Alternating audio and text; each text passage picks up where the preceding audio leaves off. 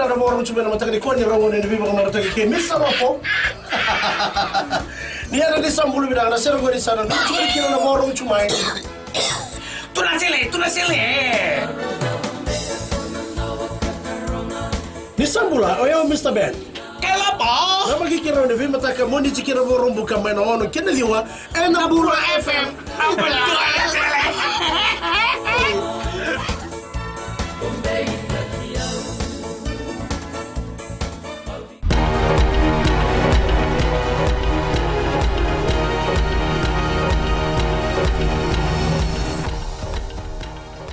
Imbula binaka, sekongona bolele kani nondoi tutuku enambongi endendai. Satege buta kini kuo nambose ni Pacific Islands Development Forum kabodore na hotel na Grand Pacific e Suba. Enono na bosabu tuku ni kuo na iliuli ni mate ni tuo borenge mbani marama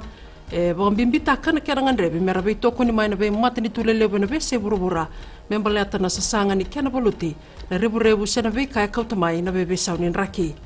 Tukuno bani marama ni senga toka ni sasanga rawa na non rakere na be mate ni tulelebu me rabe toko ni ena buku ni tiginongo.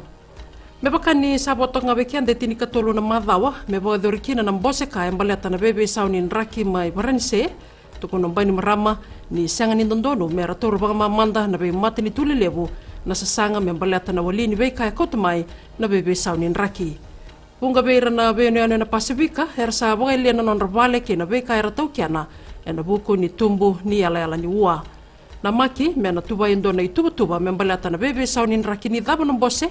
wakina na yabutu ni be sau ni tosu kileu ni Pacific Islands Development Forum. Sebagatang utika ng unonggo non rawano no beoira kila kasa mitaki ni rawai tavi en sasanga ni bobure tiko ya babala en moirani non da bonua. Tapandai tako turangan ni Bisa Henry Brown ni hindi na sasanga ni tomba ng unonggo indone rangi en sasanga ni bagatawo tak non rawano no beoira sasanga tiko en unonggo.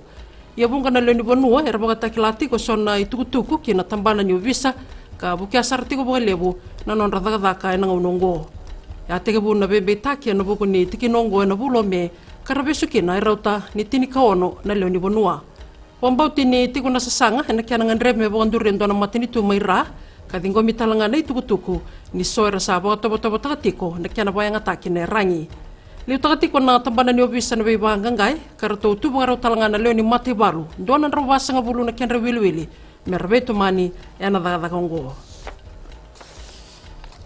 Sabandeta ko City Beni Rambuka hendo na leo ni songo ba politiki na Sodelpa ni sasulia na nona ibola ni bodengu mai na kiana leo ni songo.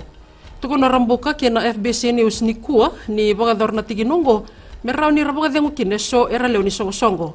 Ndo na tikina ya bogala sikato Rambuka oya ni randondolinga so na leo ni songo. Baleta na kiana so mina ronondola me bogandeta kina nona indambe ya ndo na mbose kadibi ni songo na bodorite ko na boroyongo. Ia tonga ino no nei bola ni kerbo dengu ni na binaka me na banga ratale nei songo so rawa ni radidi baka mai be ko me baka ni asenga ni ngandre me bengati na be ding na baki sauti na kiana matataki nei songo ba politiki na Sodelpa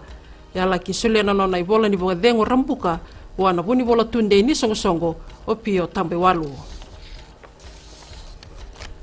Kina nontai tuku ningi torto sa toka tuyani na dorbo lewena na Vodafone Flying Fijian se Londoni na boku ni bola taki bonua kina sota ni burubura rato wa roe na rara ni wanga buka ma Heathrow na mataka ni kuwa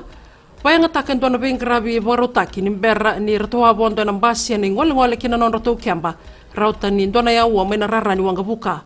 nando tiko non rato didibata na dorbo ni mataka ni berra ni nando non rato ngito ni ba kata kay na team ni Canada ena moniti ni madawa katumai. Tabakere na bolele kani nonda tukutuku ni te mo tomanda.